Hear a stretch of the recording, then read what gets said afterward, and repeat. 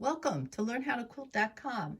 I often get asked about quilting supplies for beginners, so here's a quick video with recommendations showcasing a kit put together for a local school auction. Many of these supplies were donated or purchased during big sales and then put together for the auction. This list can help you get started assembling your own kit. You'll need a self-healing mat, an acrylic ruler, and a rotary cutter. Here's a handmade stand for keeping those rulers organized.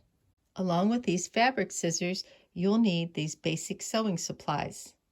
Using storage containers to keep these items separated is a good idea.